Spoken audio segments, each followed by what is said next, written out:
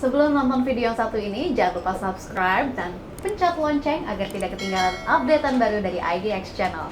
Terkait dengan keriuhan yang terjadi sebetulnya mengenai polemik impor beras 1 juta ton ini. Yang terjadi apakah hanya simpang siur data antara kementerian dan lembaga atau sebetulnya permasalahannya lebih kompleks dari itu?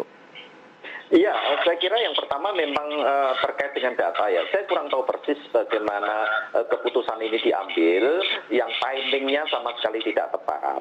Kenapa timingnya tidak tepat? Biasanya keputusan-keputusan semacam ini itu diambil sekitar bulan Juli Agustus ketika kita sudah mendapatkan data yang relatif pasti berapa potensi produksi di tahun 2021 ini. Lalu ketika justru harga gabah terus mengalami penurunan, sebagaimana Pak Tarto, kami juga di jaringan tani di Asosiasi Bank Benih dan Teknologi Tani Indonesia di 89 kabupaten, sehingga kami mengamati terus bagaimana pergerakan harga gabah. Tiap bulan kami melakukan survei, itu turun terus Mas. Dari bulan September 4.800, ini untuk di sentra produksi, di Desember sudah 4.263, Februari sudah di bawah 4.000, di 3.995. Ini menunjukkan apa? Dan ini anomali, karena apa? Harga gabah maupun beras biasanya di akhir tahun terus mengalami peningkatan.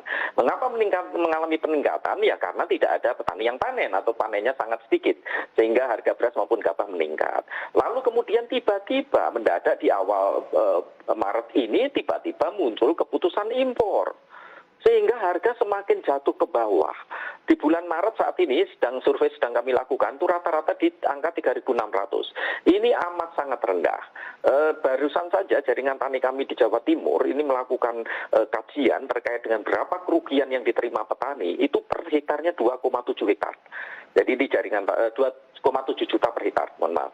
Jadi itu data yang ada di kami, di jaringan tani kami. Lalu bagaimana data resmi yang dikeluarkan pemerintah? Kita tahu persis bahwa BPS sudah mengeluarkan estimasi produksi untuk kuartal pertama dan meningkat sangat besar. 26,9% peningkatannya dibanding tahun lalu. Lalu stok beras nasional per Maret saja sudah 9,4 juta ton.